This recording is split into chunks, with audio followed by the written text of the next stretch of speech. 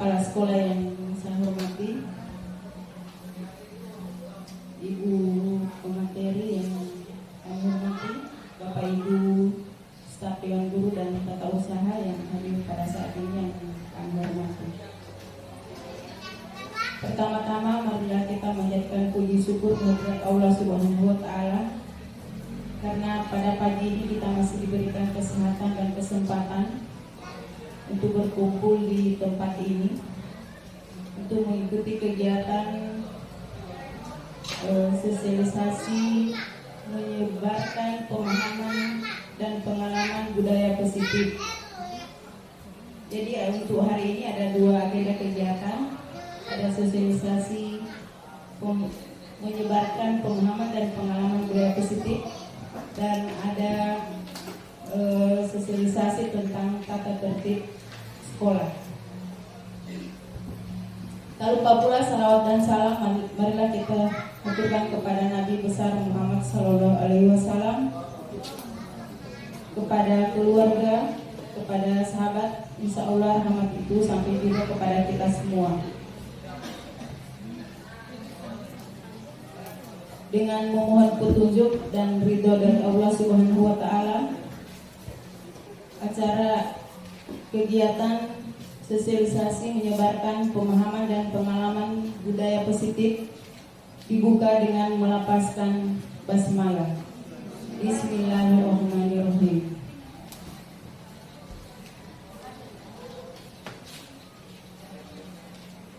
Dengan kegiatan pertama kita langsung dengarkan sosialisasi dari pemateri, yaitu Ibu Luciani Lulu. Pada Ibu disilakan.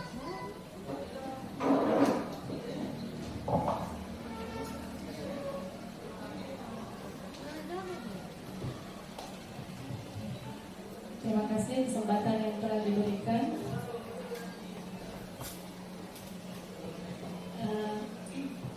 Sebelumnya saya mohon maaf Bapak Ibu sudah mengganggu waktunya. Mungkin Bapak Ibu tadi sementara sibuk-sibuk di kelas, jadi saya minta waktu, dan ini juga sangat penting buat kita semua. Bapak Kepala SMA Negeri 1 yang saya hormati, Bapak Ibu teman-teman guru yang saya hormati, pertama-tama marilah kita panjatkan puji syukur kehadirat Allah Subhanahu wa Ta'ala, karena berkat izin, rahmat dan kuasa-Nya lah kita bisa sama-sama hadir di tempat ini untuk menambah ilmu kita, menambah pemahaman kita, yaitu tentang budaya positif. Bapak Ibu, sebelumnya sekolah kita itu menerapkan sistem poin, ya, sistem poin terhadap siswa. Poin itu yang buat kita, siswa yang menjalankan aturan itu. Nah, itu sudah sepatutnya kita rubah, karena kita sekarang sudah kurikulum merdeka. Kalau poin itu sifatnya satu arah, ya, kita yang buat sesuai mentaati. Jadi ini kita akan beralih ke sini, penerapan budaya positif. Apa itu budaya positif? Jadi pada materi kali ini ada beberapa konsep utama, yaitu perubahan paradigma belajar, disiplin positif, apa itu kebutuhan dasar manusia, motivasi perilaku manusia, kemudian ada posisi kontrol, restitusi, dan keyakinan kelas. Ini nanti yang paling terakhir produknya kita akan buat itu keyakinan kelas. Tapi kita harus urutkan dulu dari atas. Nah, ini kita melihat pembelajaran paradigma baru yang sesuai dengan kurikulum kita sekarang. Pembelajaran paradigma baru dirancang berdasarkan prinsip pembelajaran yang berdiferensiasi, sehingga setiap siswa belajar sesuai kebutuhannya dan tahap perkembangannya, serta mewujudkan profil pelajar Pancasila. Jadi ini, jadi kita mengajar berdasarkan kebutuhan siswa, bukan kebutuhan guru. Jadi kita tidak bisa memaksakan. Seperti kemarin, siswa harus ini, harus ini. Padahal siswa ada, misalnya ada permintaan lain, kita harus dengarkan juga, seperti itu. Kemudian apa sih itu disiplin positif? Jadi disiplin positif adalah sistem disiplin yang memfokuskan pada tingkah laku anak. Guru dan orang tua meyakini bahwa tidak ada anak yang nakal, hanya perilaku baik dan perilaku buruk. Kemudian penerapan disiplin itu tanpa kekerasan dan ancaman. Tidak ada lagi kekerasan dan ancaman. Yang ada dalam prakteknya hanya menggunakan penerapan komunikasi yang humanis dalam menentukan perilaku siswa agar memiliki rasa tanggung jawab terhadap komitmen dan nilai-nilai kebaikan.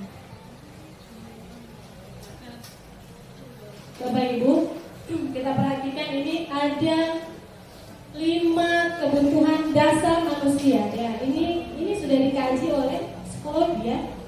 Jadi ada kebutuhan dasar manusia. Yang pertama itu bertahan hidup. Yang kedua, manusia itu butuh kasih sayang dan rasa diterima. Yang ketiga, manusia itu butuh penguasaan. Kemudian butuh kebebasan dan butuh kesenangan. Jadi mungkin ada siswa di kelas yang ketika Bapak Ibu mengajar, mereka bermain misalnya. Mungkin mereka membutuhkan kebutuhan kesenangan. Jadi kita tanya, bukan kita langsung mengancam atau memberikan hukuman seperti itu. Berikut, di sini ada motivasi perilaku manusia. Perilaku manusia itu terdiri dari ekstrinsik dan intrinsik. Yang pertama, manusia itu berperilaku untuk menghindari ketidaknyamanan atau hukuman. Kadang-kadang kita melihat murid itu berbohong supaya dia tidak dihukum, kan? Berikut, untuk mendapatkan imbalan atau penghargaan. Oh, saya mau berbuat baik supaya ibu kasih apa? Supaya saya dapat penghargaan dari wali kelas. Berikut yang ketiga, untuk menjadi orang yang mereka inginkan dan menghargai diri sendiri dengan nilai-nilai yang mereka percayai. Dari 3 motivasi perilaku ini, kira-kira mana yang menurut Bapak Ibu paling bagus diterapkan? Seseorang melakukan perilaku baik untuk menghindari hukuman. Itu ekstrinsik atau intrinsik? Motivasinya dari luar atau dari dalam?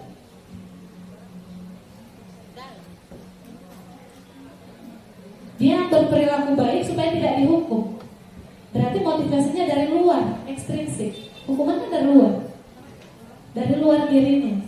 Begitu juga yang kedua, dia berperilaku baik supaya dapat imbalan. Berarti dari luar, karena mengharapkan imbalan. Yang pertama dan kedua itu ekstrinsik.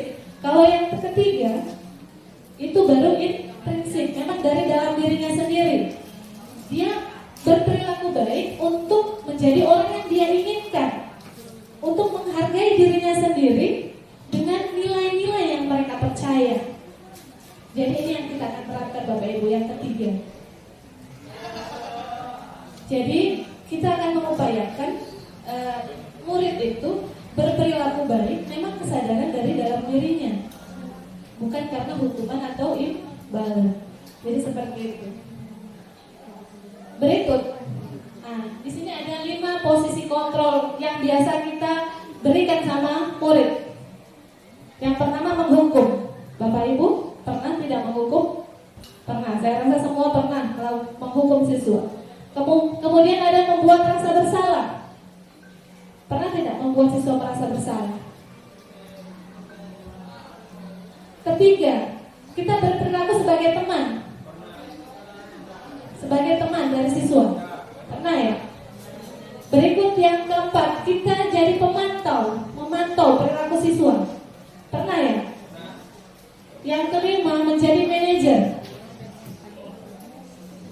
manajer dari siswa. Tahu manajer? Manajer itu dia lebih kompleks, ya. Coba kita lihat.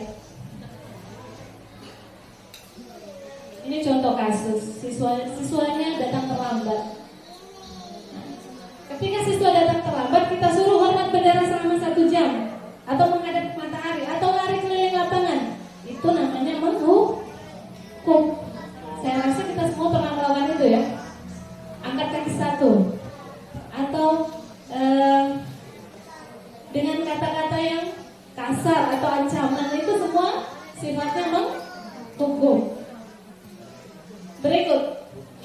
membuat rasa bersalah. Biasa di sini ibu-ibu yang selalu menerapkan membuat rasa bersalah ini, menyadarkan siswa dengan membuat dia merasa bersalah. Misalnya, sudah berapa kali ibu kasih ingat, toh? Tapi kamu begitu terus. Ibu ini kecewa dengan kamu. Jadi anak itu merasa bersalah kan? Kamu mengecewakan saya. Ibu tidak suka dengan kamu. Seperti itu siswa akan merasa bersalah, merasa terbebani, merasa sedih. Nah, ini pernah juga kita lakukan ke murid. Nah, ini bagaimana kita menjadi teman. Kalau menjadi teman, biasanya kita memaafkan dengan mudah. Ya sudah, tidak apa-apa, jangan ulangi lagi ya. Nah, itu sebagai teman. Jadi kita lebih akrab, ya, lebih friendly ke murid. Nah, ini bagaimana posisi kita sebagai pemantau. Kamu terlambat, kamu tahu konsekuensinya apa kalau terlambat? Siswa mengatakan ini Pak, ini saya harus membersihkan halaman. Nah, ini namanya pemantau. Pemantau itu ada konsekuensi. Jadi dari perbuatan ada konsekuensinya apa. Berikut yang terakhir, bagaimana perilaku kita menjadi manajer untuk murid. Jadi kita tanya dulu, ya. Jadi kita mengadakan komunikasi dulu. Apakah kamu tahu kesalahanmu? Kira-kira dari kesalahanmu ini apa yang disebabkan? Menyebabkan apa? Kemudian bagaimana solusinya? Bagaimana solusi supaya kamu tidak seperti itu lagi? Siswa itu akan memberikan apa yang dia harapkan nanti, dan itu akan terjadi komunikasi dan kita akan menemukan solusi bersama. Seperti itu namanya manajer. Jadi siswa itu akan memperbaiki kesalahannya sendiri berdasarkan solusi yang dia sampaikan. Itu namanya manajer. Oke. Dari beberapa posisi kontrol, ini ada beberapa ucapan yang saya akan tanyakan ke Bapak Ibu. Kira-kira dia masuk ke posisi kontrol yang mana? Yang pertama, saya merasa kecewa sekali dengan kamu. Dia posisi kontrol yang mana? Menghukumkah, membuat rasa bersalah, atau sebagai teman, atau sebagai pemantau, atau sebagai manajer? Membuat rasa bersalah. Oke. Yang kedua, kamu ini tidak pernah benar melakukan ini. Sama. Berikut yang ketiga, apa rencanamu untuk menyelesaikan masalah ini? Manajer. Ya. Ayolah, lakukan yang terbaik demi ibu. Teman. Yang lebih akrab ya. Berikut, kamu tidak akan pernah mendapatkan nilai jika kamu tidak menyelesaikan tugas. Menghukum. Ya.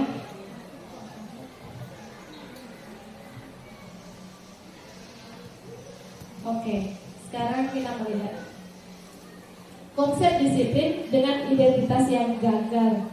Kalau kita melakukan ini, dia masuk identitas yang gagal. Menghukum dan memberikan penghargaan itu hal yang tidak efektif. Dia termasuk dalam konsep disiplin dengan identitas gagal. Mengapa? Karena hukuman yang pertama menyakitkan. Benar tidak? Jangankan ke murid, kita saja kalau diberikan hukuman sakit ya, menyakitkan ya. Berikut yang kedua, hukuman itu membuat rasa tidak nyaman. Berikut yang ketiga, murid akan merasa takut. Guru yang sering menghukum, murid itu jarang dekat karena dia takut dihukum. Berikut yang keempat, hukuman itu memaksa. Jadi kadang-kadang siswa terpaksa melakukan itu karena takut dihukum, bukan dari dalam diri, karena rasa keterpaksaan itu. Ya. Berikut, murid menyembunyikan kesalahan. Murid jadi tidak jujur. Dia melakukan, dia bilang tidak, supaya tidak dihukum. Ada yang seperti itu kan? Banyak. Saya rasa Bapak Ibu sudah sangat berpengalaman dengan murid. Mereka berbohong supaya tidak dihukum. Berikut yang terakhir, murid akan merasa rendah diri, minder karena sering dihukum. Ya, oh saya memang nakal, saya nakal saja sekalian, seperti itu. Jadi dia akan mengasingkan diri dari teman-temannya. Berikut, memberikan penghargaan. Kenapa memberikan penghargaan juga termasuk dalam konsep disiplin dengan identitas gagal? Yang pertama, tidak efektif. Dia melakukan kebaikan hanya mengharapkan penghargaan. Bisa jadi dia menghalalkan segala cara supaya dia dapat penghargaan. Dia akan menyingkirkan teman-temannya. Berikut, akan merusak hubungan, akan menimbulkan sifat iri, ya. Jadi dia terus yang dapat penghargaan. Akhirnya yang lain merasa iri, akan timbul hubungan yang tidak harmonis. Kemudian penghargaan itu akan mematikan kreativitas. Berikut, menghukum dengan sistem perankingan. Jadi sebenarnya sistem perankingan itu ada peringkat terakhir. Dia akan kena bully, ya. Peringkat 30 dan 30 siswa itu akan membuat dia terhukum dengan itu. Berikut, merampas hak untuk menghargai dirinya sendiri. Padahal setiap murid itu memiliki keunikan masing-masing, memiliki bakat-bakat masing-masing, tetapi tidak bisa ditimbulkan, ya, karena dia sudah merasa minder dengan teman-temannya. Hanya itu terus saja, seperti itu. Yang lain tidak akan muncul. Berikut, bagaimana seharusnya kita menerapkan konsep disiplinnya ini? Konsep disiplin yang sukses itu yang bagaimana? Kita lihat ini, ada namanya konsekuensi dan ada namanya restitusi. Ini yang akan kita terapkan, Bapak Ibu. Konsekuensi dan restitusi.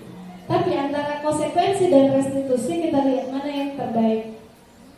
Jika konsekuensi, penguatan jangka pendek, perlu monitoring berkelanjutan, adanya stimulus dan respon, murid menghormati peraturan, murid kehilangan waktu untuk merenungi kesalahan. Kita lihat untuk restitusi, siswa akan bertanggung jawab atas perilakunya sendiri. Dia merasa bersalah dan dia akan mempertanggungjawabkan itu. Berikut yang kedua, fokus pada pemecahan masalah jangka panjang. Jadi karena dia dalam diri dia, maka dia tidak mengharapkan sesuatu. Dia akan seperti itu, menjadi karakter. Jadi dia jangka panjang. Berikut, murid akan menghormati dirinya dan orang lain. Jadi kesadaran itu benar-benar dari diri dalam murid itu sendiri. Kemudian di situ ada namanya teori kontrol. Murid akan mengontrol, ya, dirinya sendiri dan bersemangat untuk memperbaiki kesalahan. Jadi kalau ini sudah kita terapkan, Bapak Ibu tidak usah memaksa siswa. Siswa sudah tahu akan kesalahannya dan akan bisa memperbaiki kesalahannya sendiri. Tidak usah dipaksa dengan hukuman atau penghargaan seperti tadi.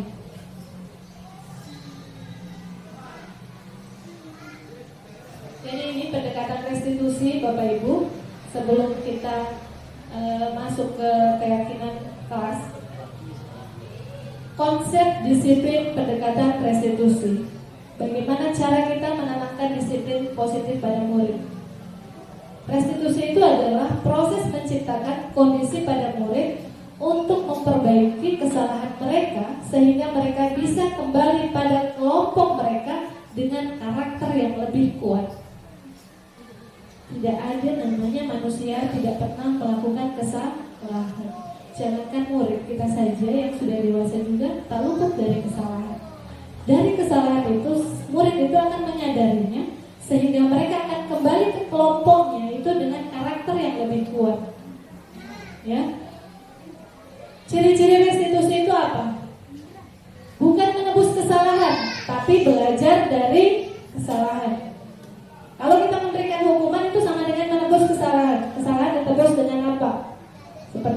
Tapi kalau restitusi, dia bukan menebus kesalahan, ya, tetapi belajar dari kesalahan. Berikut, restitusi itu memperbaiki hubungan. Bukan karena kesalahan atau masalah hubungan jadi renggang, tapi hubungan itu jadi akan lebih baik lagi. Restitusi itu memberikan tawaran, bukan paksaan. Jadi kita tidak akan memaksa siswa. Kita akan menawarkan bagaimana perilaku kebajikan, seperti itu. Berikut, menuntut murid untuk melihat ke dalam dirinya. Makanya Bapak Ibu, pentingnya kita membuat diagnostik itu, ya. Jadi dari karakter awal siswa itu, latar belakang kita harus tahu. Jadi sini menuntut untuk melihat ke dalam dirinya. Dirinya ini ingin jadi apa, seperti apa, manusia seperti apa. Berikut, mencari kebutuhan dasar yang mendasari tindakan. Bapak Ibu, tadi ada kebutuhan dasar manusia, kan? Masih ingat? Kebutuhan tadi ada berapa? Yang pertama, mempertahankan hidup, kesenangan, kebebasan, ya. Itu semua kebutuhan. Jadi tindakan-tindakan manusia itu berdasarkan itu kebutuhan dasar dari manusia. Dia mengganggu teman, mungkin dia butuh kasih sayang, ya, cari perhatian. Kita harus melihat itu. Kemudian dia tidak sekolah, mungkin karena dia yatim piatu, tidak ada ini, dia cari uang untuk apa? Mempertahankan hidup, ya, untuk mencari makan, kan? Jadi kita harus tahu latar belakang dari murid itu, dari kesalahan yang mereka lakukan itu, latar belakangnya apa? Kita harus tahu dulu. Berikut, fokus pada karakter, bukan tindakan. Tindakan itu apakah mencerminkan karakter? Karakter itu dari mana? Dari diri dalam diri, ya. Bagaimana kita membuat siswa itu sadar benar-benar dari dalam dirinya. Kemudian menguatkan dan fokus pada solusi. Fokus pada solusi. Solusi dari perbuatannya ini apa? Bukan tambah-tambah urusan, tambah-tambah lagi masalah, seperti itu. Ini yang kita akan buat Bapak Ibu nanti di kelas. Namanya keyakinan kelas. Kenapa keyakinan kelas, bukan peraturan kelas? Apa bedanya keyakinan dan peraturan? Ya. Peraturan itu sama dengan poin yang saya sampaikan tadi. Dia sifatnya satu arah. Kita yang buat, dia yang patuhi. Kamu harus ikut aturan. Ya. Jika keyakinan itu kita buat bersama. Keyakinan kelas itu sifatnya abstrak, ya, tidak nampak. Pernyataannya positif. Jadi namanya keyakinan kelas bukan tidak boleh datang terlambat. Jangan seperti itu negatif Bapak Ibu. Tidak boleh datang terlambat itu negatif. Positifnya apa? Datang tepat waktu atau disiplin. Ya. Jangan menyontek. Itu positif atau negatif? Negatif. Positifnya apa? Bersifat jujur. Jadi seperti itu. Jadi namanya keyakinan kelas itu kalimatnya dia positif. Jangan membuat kalimat negatif. Karena itu akan terekam di otak siswa. Yang negatif itu akan jadi negatif. Jangan membuang sampah sembarangan. Itu negatif. Positifnya apa? Buanglah sampah pada tempatnya. Sayangilah lingkungannya. Ya. Jadi itu nanti akan kita buat. Yang ketiga, sedikit saja, jangan banyak-banyak supaya mudah diingat. Jangan terlalu panjang itu buat keyakinan kelas. Siswa susah mengingat. Yang gampang diingat itu ketika siswa berbuat salah, kita tanya, kamu melanggar keyakinan yang mana? Dia sudah tahu karena gampang diingat, gampang dihafal. Makanya sedikit saja, jangan terlalu banyak-banyak. Berikut sesuaikan dengan kondisi kelas dan kondisi sekolah, ya. harus disesuaikan dengan kondisi yang ada Bapak Ibu. Berikut, semua warga kelas harus terlibat. Jangan kita hanya melibatkan orang-orang tertentu. Jadi semuanya harus tahu supaya semua sadar akan keyakinan kelas itu.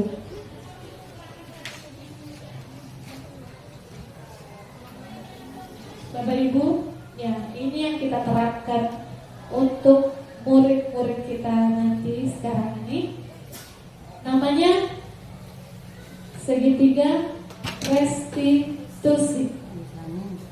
Ini cara kita untuk menyelesaikan masalah-masalah murid. Segitiga restitusi itu yang pertama menanyakan keyakinan. Keyakinan yang kita sudah buat tadi ya. Kita tanyakan keyakinan kelas kita apa. Kemudian menstabilkan identitas. Kita stabilkan dulu ini murid yang membuat pelanggaran. Setelah itu kita validasi tindakan yang salah itu. Berdasarkan keyakinan kelas, kita validasi dia buat pelanggaran apa. Kita komunikasi dengan murid. Konsekuensi apa nanti yang akan kita berikan. Tapi yang berhubungan dengan itu.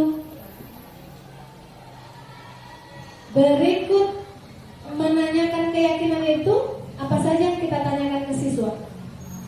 Yang pertama, keyakinan kelas apa yang telah kita sepakati coba. Kita tanya ke murid. Jadi murid itu akan memberikan tanggapan. Kemudian, kira-kira kamu ini ingin jadi orang seperti apa? Tanya ke murid, dia ingin jadi seperti apa? Ingin jadi lebih baik kan? Atau ingin jadi seperti apa? Kita gali dari murid. Kamu ini sebenarnya suka jadi orang seperti apa sih? Jadi dia akan tergali dari kesalahan-kesalahan itu, dia akan termotivasi untuk menjadi lebih baik lagi. Setelah kita menanyakan keyakinan kelas, kita stabilkan identitas. Setiap orang pasti pernah melakukan kesalahan. Kamu bukan satu-satunya orang yang buat kesalahan kok. Karena apa? Kenapa kita penting untuk menstabilkan identitas? Karena kebanyakan orang yang berbuat salah itu akan minder dengan temannya. Oh, saya sudah salah aja sekalian. Saya di kelas itu sudah dicap paling malas kok, paling berbuat salah. Jadi dia akan merasa persis seperti itu. Dia akan seperti itu terus, Bapak Ibu, tidak akan berubah. Jadi kita akan sadarkan semua orang pernah kok bikin kesalahan. Dari kesalahan kita akan belajar, akan jadi lebih baik lagi. Kesalahan akan buat kita jadi lebih baik lagi. Tidak ada orang tidak pernah buat kesalahan. Ibu saja pernah buat kesalahan dulu seperti kamu. Tapi ibu sadar setelah itu akan jadi seperti itu. Karena kita semua punya cita-cita, kita ingin membahagiakan orang tua seperti itu. Jadi kita bisa berikan itu kepada murid untuk menstabilkan identitasnya, supaya dia tidak merasa tersisih, tidak terlabel dia jadi buruk seperti itu. Ada di sosiologi, Ibu Wulan mungkin ada namanya teori labeling kan? Memberikan label buruk, memberikan cap buruk kepada seseorang itu akan membuat orang itu berbuat seperti itu terus. Dia tidak akan berubah karena dia memang identitasnya jadi seperti itu. Kita berikan identitas seperti itu. Itu namanya di sosiologi saja ada itu. Saya pernah mengajar sosiologi sini 4 tahun. Jadi saya masih ingat teori labeling. Dan sangat berkaitan sekali dengan teori segitiga restitusi. Setelah kita menstabilkan identitas murid, apa yang kita lakukan? Melakukan validasi tindakan yang salah itu. Ya. Kamu tentu punya alasan mengapa melakukan ini. Kita tanya siswa, kenapa kamu melakukan ini? Gali sama siswa. Berikut, adakah cara yang lebih efektif untuk mendapatkan apa yang kamu butuhkan? Contoh, ketika kita mengajar, siswa mengganggu teman, ya. Ketika siswa mengganggu teman, berarti dia kebutuhan dasar apa yang dia ingin penuhi? Kebutuhan dasar kesenangan. Kita tadi kembali kebutuhan dasar manusia, Bapak Ibu. Kebutuhan dasar manusia itu memang sudah paten, ya. Jadi ketika orang berbuat itu motivasi apa? Dia mungkin suka kesenangan, suka perhatian, ya. Butuh kasih sayang. Mungkin di rumah tidak dapat perhatian orang tua, dia di sekolah cari perhatian, seperti itu. Nah, ketika dia berbuat seperti itu, kita tanya ini kan, adakah cara yang lebih efektif untuk mendapatkan apa yang kamu butuhkan, tidak mengganggu teman. Atau mungkin ketika dia bersuara, Bu, saya bosan, Ibu dari tadi ceramah terus, jadi saya mengantuk. Ketika siswa seperti itu, apakah Bapak Ibu marah? Ketika ada siswa yang seperti itu, Bapak Ibu marah? Justru itu jadi refleksi untuk kita, Bapak Ibu. Kita harus perbaiki bagaimana mengajar kita supaya jadi lebih baik lagi, supaya siswa lebih betah lagi seperti itu. Ketika kita tidak menerima itu, yang ada marah-marah. Yang ada tadi kita akan memberikan hukum. Nah, ketika sudah menghukum, ya tadi kita kembali lagi ke zaman dulu.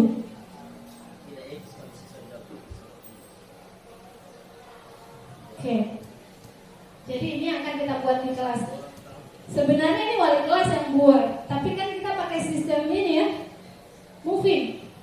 Jadi ini ada ruang kelas, ruang pembelajaran, ruang mapel. Misalnya ekonomi. Di ekonomi itu ada berapa kelas? Misalnya Ibu Rahma Matanai mengajar berapa kelas? Misalnya 5 kelas. 10-1, 10-2, 10-3, 10-4, 10-5. Tiap kelas itu buat kesepakatan. Keyakinan kelas 10-1 apa-apa. Keyakinan kelas 10-2 apa-apa. Berbeda-beda ya. Karena karakter dan kelas beda kan. Apalagi kelas 11 kemarin, ada yang terkumpul siswa yang seperti ini, ada yang seperti ini. Itu keyakinan kelasnya juga pasti berbeda karena karakter kelas berbeda. Caranya bagaimana Bapak Ibu? Jadi setelah di sini kita praktekkan dalam kelas. Bapak Ibu bersama murid itu membuat keyakinan kelas. Nanti saya akan lihat di kelas-kelas kalau sudah dibuat. Ambil kertas stick note, ya, bagi ke murid. Kita jelaskan ke murid, kita akan buat keyakinan kelas. Kira-kira keyakinan kelas seperti apa yang kalian butuhkan di sini supaya kelas ini jadi lebih bagus, karakter kalian juga supaya lebih bagus. Kemudian sampaikan ke murid, jangan menggunakan kalimat negatif, menggunakan kalimat yang positif. Mereka akan menuliskan itu, mungkin disiplin, kasih sayang, toleransi sama teman, ya. Mereka akan menulis itu. Setelah mereka menulis, suruh tempel di kertas karton di depan, suruh tempel. Kemudian Bapak Ibu guru lihat mana yang sama, kasih keluar. Di situ mungkin ada 5 atau 6 yang sudah sesuai. Itu kita buat kesepakatan dengan murid. Ini keyakinan kelas kita. Setelah itu disampaikan, buat tanda tangan mereka. Jadi keyakinan kelas ini tanda tangan sebagai persetujuan semua murid. Jadi murid itu tanda tangan di kertas itu. Jadi ketika mereka berbuat kesalahan, mereka sadar akan keyakinan yang mereka buat. Nah, setelah itu ditempel di kelas. Berdasarkan kelasnya.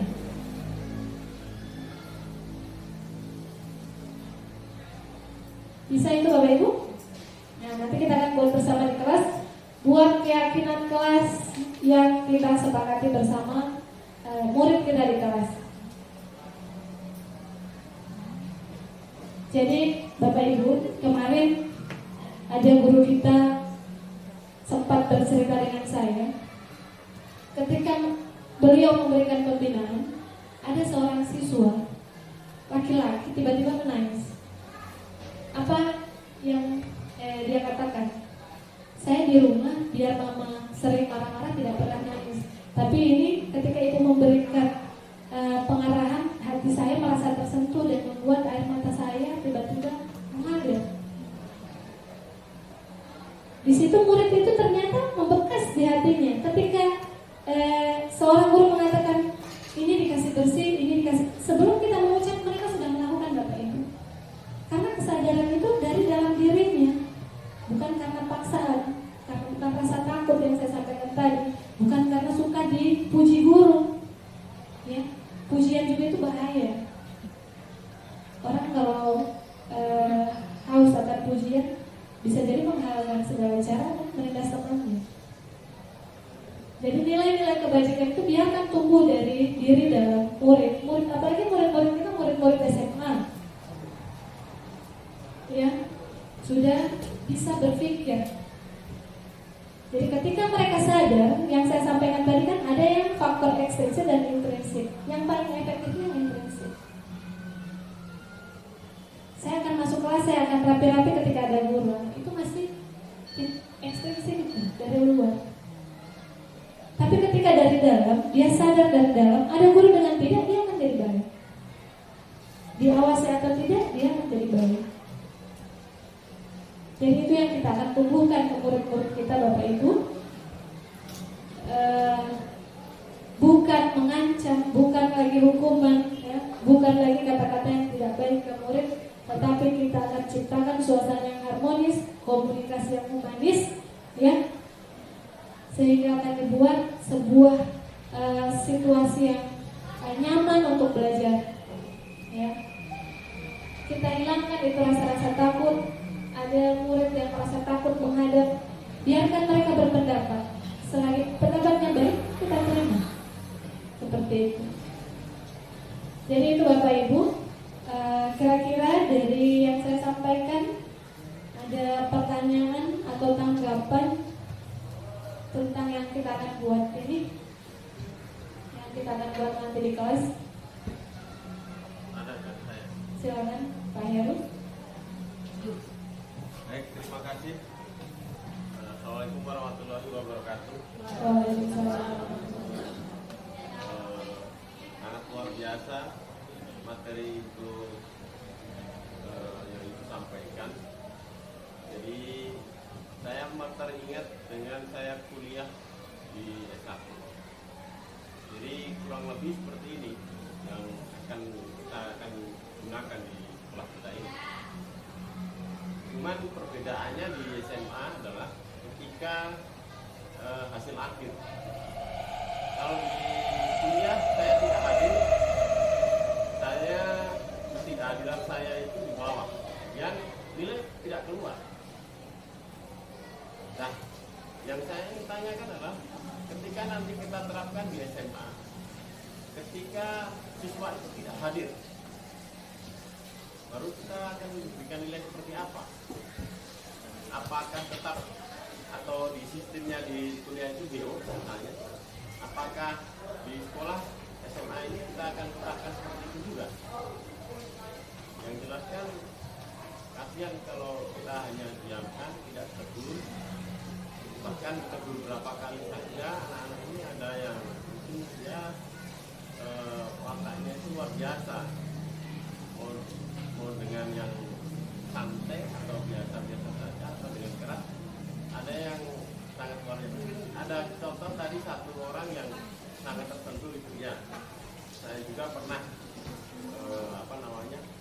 menemukan siswa yang seperti itu. Saya bina, kemudian laki-laki menangis karena kondisi keberadaan yang di rumah dengan sekolah berbeda-beda.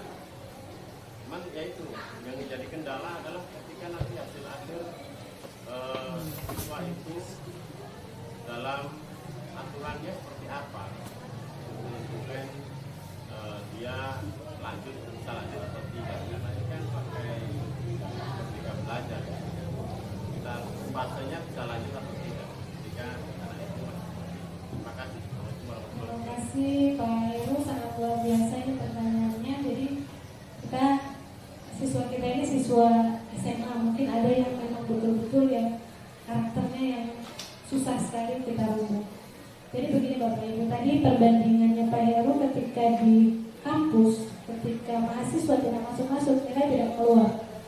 Kita di SMA bagaimana untuk memberikan solusi yang seperti itu? Nilai itu hasil akhir Bapak Ibu, ya. Yang saya sampaikan ini adalah prosesnya, treatmentnya ke peserta didik, ke murid. Jadi kita perbaiki proses. Nilai itu, saya sempat kemarin, mungkin Bapak Kepala Sekolah yang menyebarkan di grup ini.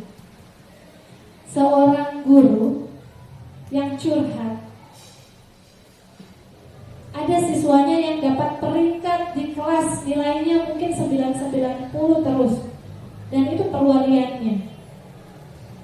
Ketika itu dia sudah lulus beberapa tahun, ternyata dia sudah ada di rumah sakit sebagai seorang dokter. Ketika gurunya ini perwaliannya, karena ini anak yang dianggap spesial sekali di kelas waktu itu, ini guru langsung, ternyata kamu sudah ini siswa ini ya dengan ibu siapa ya? Ini muridnya nih. Oh, jadi dia langsung menjauh si ibu guru ini. Oh, saya pernah jadi dia yang memperkenalkan diri malah. Kemudian ketika dia pulang di jalan itu motornya mogok, sudah malam, jauh dari tempat tinggalnya. Tiba-tiba ada seorang pemuda naik motor berhenti. Ibu ngapain di sini? Motor saya mogok. Oh, ibu, ini saya siswa itu. Dia memeluk, cium tangan, memeluk. Ini saya, ibu siswa yang di kelas ini, ibu saya kayak guru.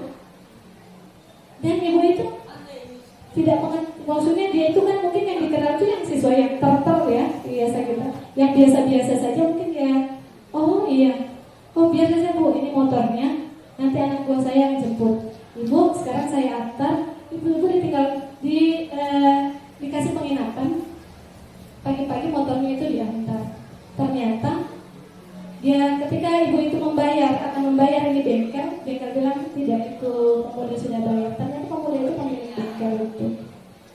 Dan rasa hormatnya kepada gurunya itu luar biasa. Coba dua karakter ini, yang pertama yang dianggap nilainya tinggi-tinggi, dia memberikan respon seperti itu, dan yang mungkin sepele kan di kelas ya. Ketika di luar dia sukses, ternyata yang sangat menghargai kita sebagai gurunya. Nah, itu ini maksud di sini karakter, profil pelajar Pancasila. Jadi nilai itu, makanya saya katakan tidak ada lagi target kurikulum kayak yang Bapak Ibu katakan. Kenapa ini siswa tidak tuntas? Oh, dia KD ini belum tuntas. Tidak ada seperti itu Bapak Ibu. Ketercapaian peserta didik itu masing-masing. Tidak semuanya harus mencapai seluruhnya. Saya ingat waktu itu ada sempat sampai di kelas 12 ada siswa yang susah membaca waktu itu. Ibu Asna itu seharusnya sudah memberikan pembelajaran di atas, tapi dia masih memberikan pembelajaran membaca. Karena baru di situ dia. Kita tidak bisa lanjut lagi. Jadi Bapak Ibu, seperti yang saya sampaikan, kenapa dia tidak hadir di kelas? Waktu kita kan 6 bulan. Jadi kita proses dulu ini. Kenapa dia tidak hadir? Kita lakukan dulu ini. Jangan nanti sudah 3 bulan, apalagi sudah mau dekat penetapan nilai, baru kita ungkapkan. Kita bingung dengan kondisinya, sementara proses yang kita lakukan belum sesuai Bapak Ibu. Jadi kita terapkan dulu ini, kita treatment dulu peserta didik kita. Jadi konsekuensi apa terakhir itu nanti kalau memang semuanya dia tidak penuhi, mungkin dia tidak bisa tindak fase. Tapi kalau ada yang dia penuhi, ya dia mungkin bakatnya di situ. Makanya pembelajaran kali ini berdasarkan kebutuhan murid, bukan guru. Kemarin sempat ada wali kelas yang mengadu, Bu, ini siswa saya ke guru ini. Tugas sudah lengkap, catatan sudah lengkap, lagi menghafal. Saya bilang, kok ada tugas mencatat dan tugas menghafal? Kita buat lengkap ini Bapak Ibu. Tidak ada lagi nanti ini tugas mencatat, tidak ada lagi. Menghafal tidak ada lagi. Tidak seperti itu Bapak Ibu. Kemudian kalau ada beberapa yang kita akan capai, misalnya ada 4, murid itu mencapai yang 2, tidak apa-apa. Deskripsinya yang membedakan dengan temannya. Kita coba dulu menggunakan ini. Kita lihat perkembangan murid bagaimana. Apakah sama dengan kemarin ketika kita memberikan hubungan, ketika kita memberikan imbalan? Kita gunakan dulu ini di kelas. Apakah murid-murid itu sadar akan keyakinan kelasnya? Boleh seperti itu Bapak Ibu? Kita eh, bertahap, lambat tapi pasti ini menuju ke era ini. Kita meninggalkan yang era lama. Ya. Mungkin Bapak Ibu, kita dulu waktu sekolah dipukul tapi semuanya sukses. Tapi ketika dipukul itu bagaimana perasaan Bapak Ibu? Ada tidak rasa sakit? Mungkin justru ada siswa yang merasa dendam. Saya ingat sekali zaman SMA dulu. Saya SMA dulu, jangan lari kemana. Teman saya sendiri, tapi waktu itu dia sekolah di kota, kemudian pindah di sini. Dia tidak bersalah. Dia merasa dia tidak bersalah karena dia membela temannya. Waktu itu langsung kepala sekolah yang undang ke ruangan kepala sekolah. Kepala sekolah langsung pukul, tempeleng kanan kiri. Dia berusaha menjelaskan posisinya, tapi tetap dipukul. Terakhir dia bilang, "Pak, satu kali lagi bapak pukul, saya balas." Kepala sekolah itu tetap pukul. Akhirnya apa? Dia balas, kepala sekolah dia tarik ke meja pecah sampai hidungnya berdarah, giginya sempat copot satu. Akhirnya dia tadi dari sekolah. Dia pindah sekolah di sini. Akhirnya sekarang dia sukses, dia ada PT lagi, jadi pengusaha. Dia sampaikan ke saya, sekarang tidak seperti itu. Coba kalau kita menerapkan sistem hukum, timbul rasa dendam sama anakku. Mungkin bukan sekarang, nanti dia akan balas.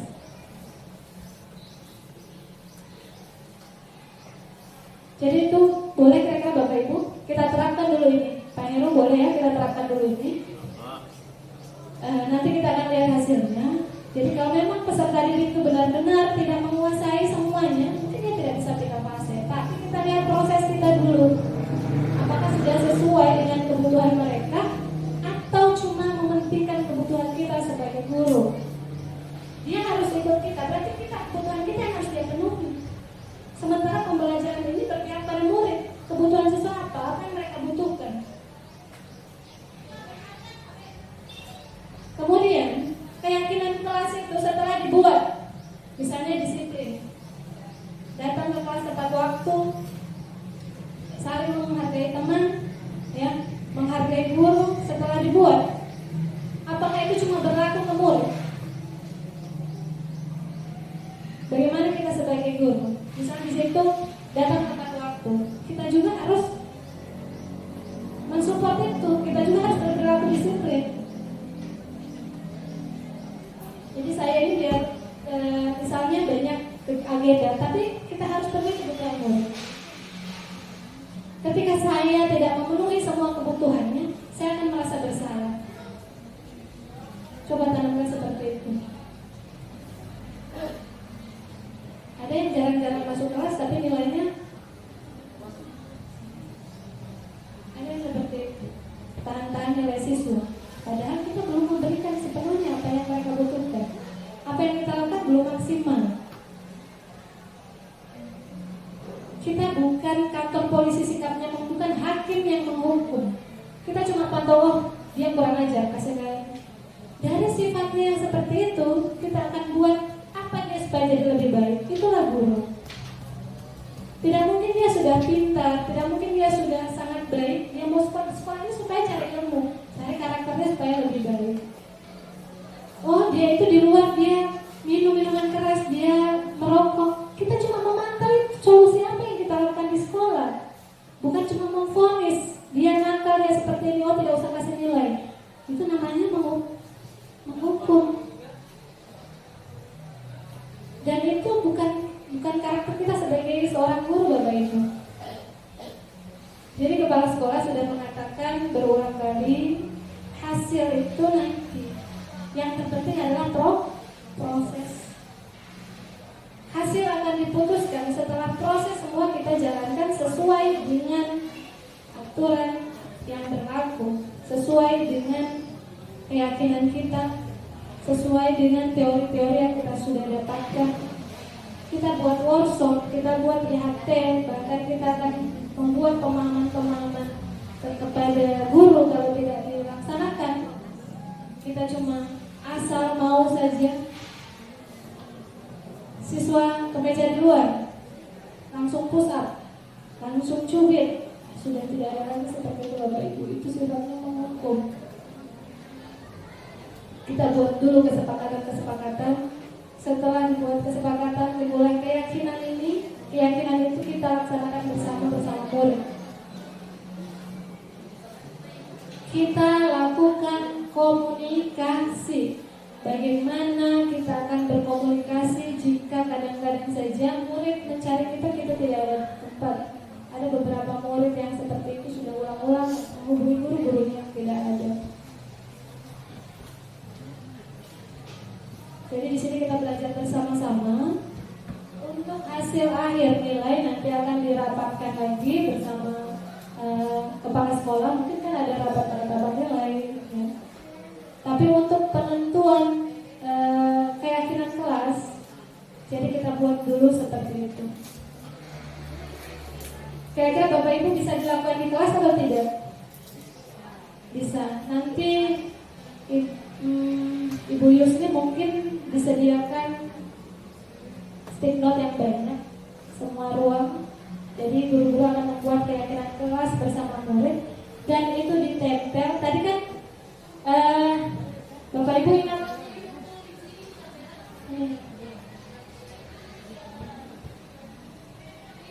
pernyataannya positif sedikit saja ya supaya mudah diingat.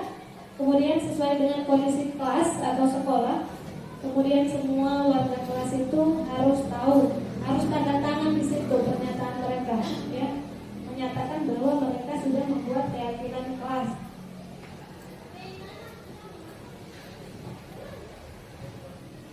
Dan ini bisa difoto nanti dibuat di kelas masing-masing. Oke, kalau sudah tidak ada lagi, mungkin kita akan lanjut ke agenda berikut dari Bapak Kepala Sekolah. Jadi insya Allah ini kita akan buat dan saya juga akan buat bersama murid. Saya juga akan guru mapel di sini. Jadi saya rasa itu saja dari saya. Wabillahi taufiq wal hidayah. Wassalamualaikum warahmatullahi wabarakatuh.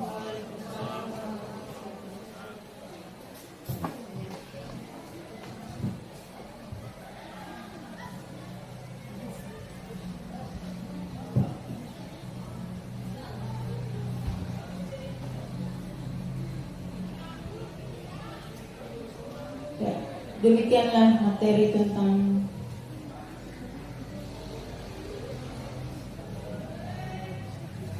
budaya positif, tentang pengalaman budaya positif.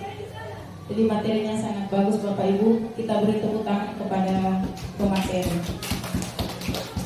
Mudah-mudahan apa yang disampaikan menjadi pedoman untuk kita semua untuk melakukan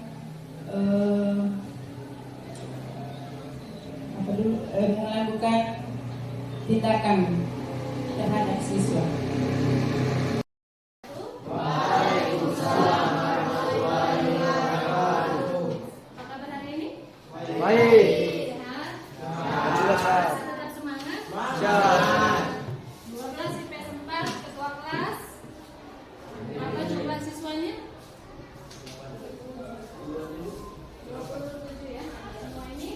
Tolong tanggalkan tas.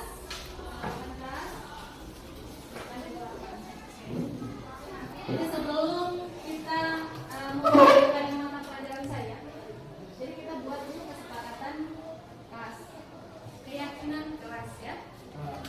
Jadi kita buat keyakinan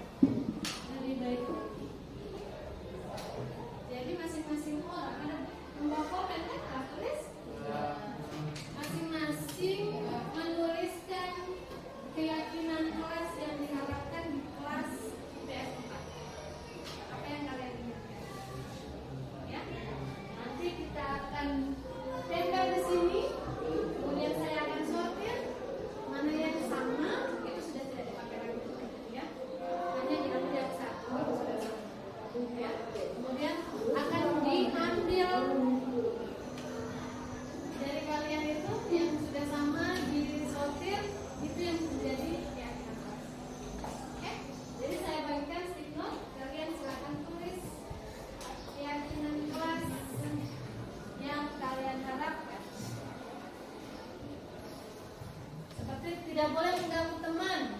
Nah, ubah. Itu negatif ya. Ubah jadi saling menghargai, menghormati, ya. Kasih sayang. Jadi silakan kalian tuliskan di sini biar dengan kelas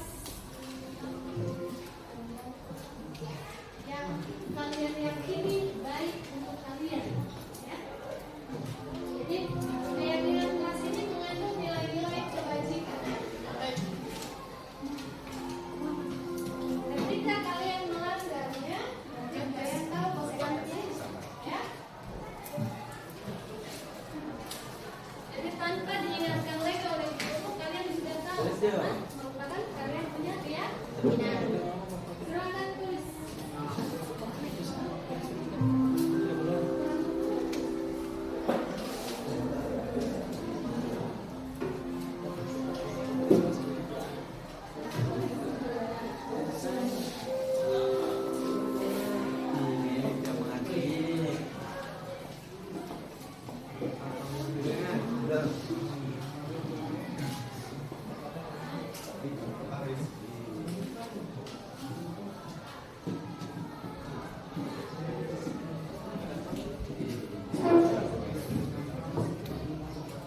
Oke, silakan kalian tulis keyakinan kelas. Halaman 1. Analisis prioritas.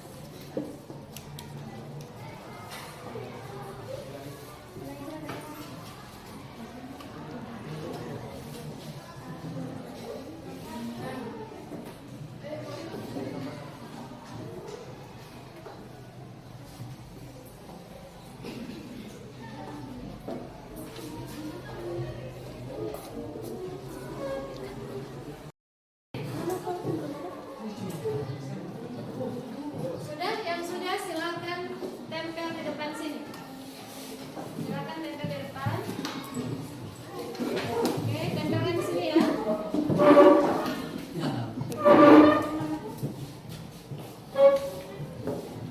Silakan tempelkan di papan. Oke. Ke bawah.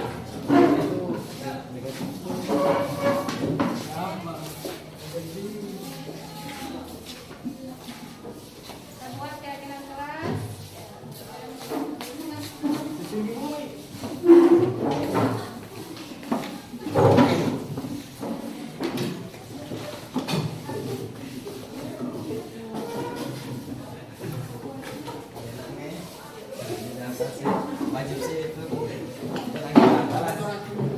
Sudah.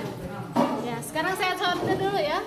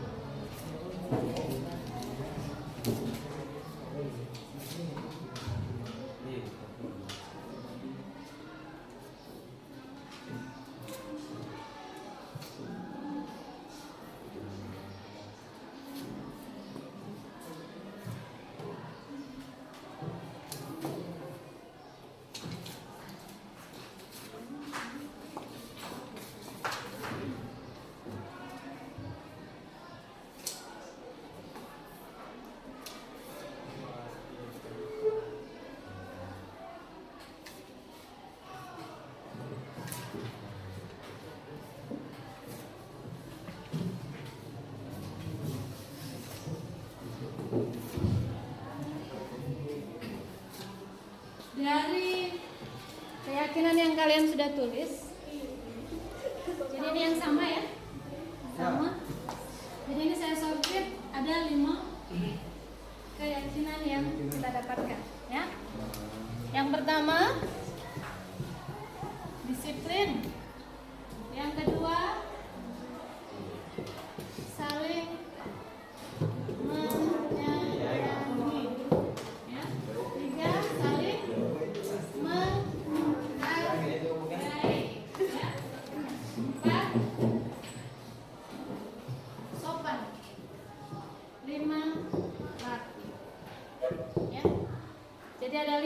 keyakinan ini yang menjadi keyakinan kelas kalian.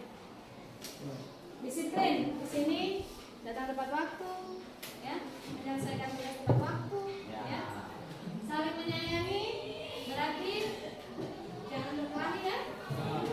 Saling menyayangi antar teman, saling menghargai, sopan dan rapi. Ya. Jadi keyakinan yang kalian harus yakini sebagai ciri khas kelas kalian. Semua yakin ini kan? Tanamkan di jiwa kalian dan lakukan. Tidak perlu lagi ada paksaan atau teguran dari guru. Kalian harus sadar sendiri. Oke? Untuk keyakinan kelas nanti ini akan dibuat dicetak dan ditempel di kelas. Jadi kalian bisa lihat. Kalau lupa kalian cuma 5 kan? Kemudian singkat-singkat, gampang diingat ya. Disiplin, saling menyayangi, saling menghargai, sopan dan rapi. Oke? Sepakat. Keyakinan kelas ini, ya. Jadi karena keyakinan kelas ini kita sudah buat, kesepakatan kita semua, maka saya meminta kalian menandatangani keyakinan kelas ini, ya. Tanda tangan di sini, maju ke depan, tulis nama dan tanda tangan.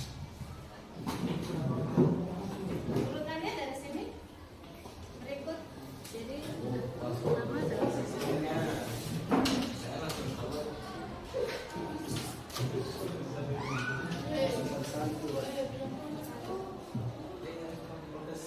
Oke, berikut.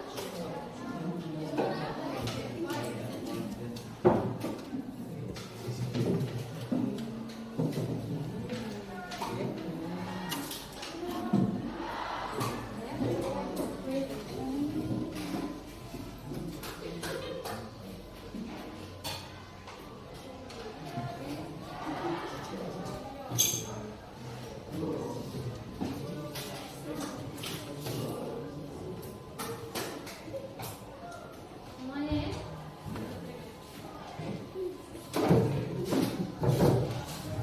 Jadi kalian menandatangani ini berarti kalian sepakat akan keyakinan kelas. Jadi kalau tidak rapi, satu keyakinan kita. Sopan itu aku sopan, perkataan juga sopan.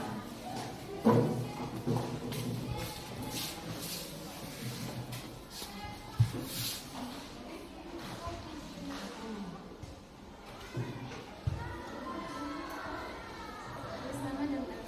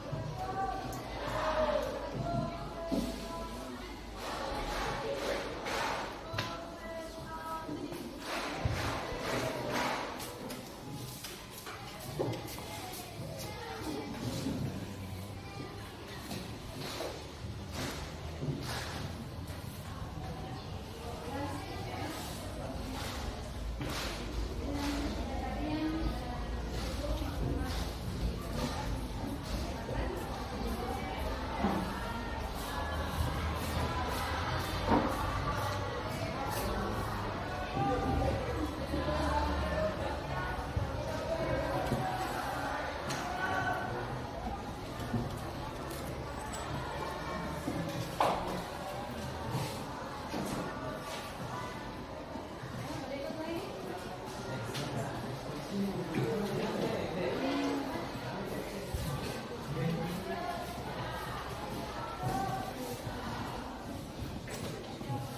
Ayo ngomong.